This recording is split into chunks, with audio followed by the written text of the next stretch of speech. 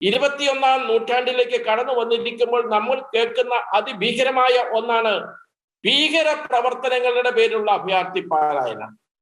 ആ അഭയാർത്ഥി പലായനത്തിന്റെ ഉദാഹരണങ്ങളാണ് ഇപ്പോൾ അഫ്ഗാനിസ്ഥാനിൽ അരങ്ങേറിയിരിക്കുന്നത്.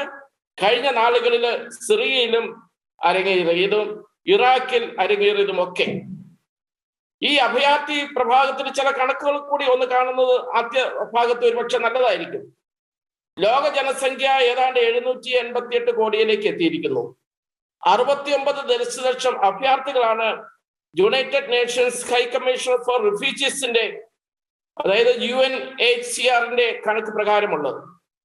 ഈ അഭയാർത്ഥികളുടെ പുനരധിവാസവും ക്ഷേമവും ചികിത്സയും വിദ്യാഭ്യാസവും ഒക്കെ നിയന്ത്രിക്കുന്നത് ആഗോളതലത്തിലുള്ള ചില കരാറുകളുടെ അടിസ്ഥാനത്തിലാണ്, ചില എഗ്രിമെന്റ്സിന്റെ അടിസ്ഥാനത്തിലാണ്, ചില നിയമങ്ങളുടെ അടിസ്ഥാനത്തിലാണ്.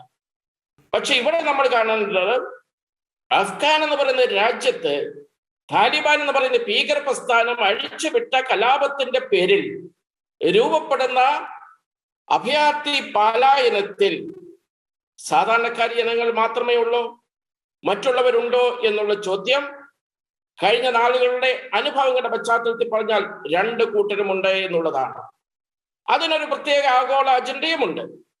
ആ അജണ്ടയാണ് യൂറോപ്യൻ രാജ്യങ്ങളിലേക്ക് നടന്ന ഇറാഖ്, പശ്ചിമേഷ്യൻ രാജ്യങ്ങളിൽ നടന്നിട്ടുള്ള അഭയാർത്ഥി പ്രവാഹം. ആ യൂറോപ്യൻ അഭയാർത്ഥി പ്രവാഹത്തിന്റെ ബാക്കി പത്രമാണ് ഇറ്റലിയിലും സ്വീഡനിലും UK-യിലും ജർമ്മനിയിലുമൊക്കെ ഇന്ന് നമ്മൾ അനുഭവിച്ചുകൊണ്ടിരിക്കുന്നത്. കരുണയോടെ സ്നേഹത്തോടെ സ്വീകരിച്ച ഒരു സമൂഹം സ്വീകരിച്ചു, അഭയാർത്ഥികൾക്ക് സ്വാഗതമേകിയ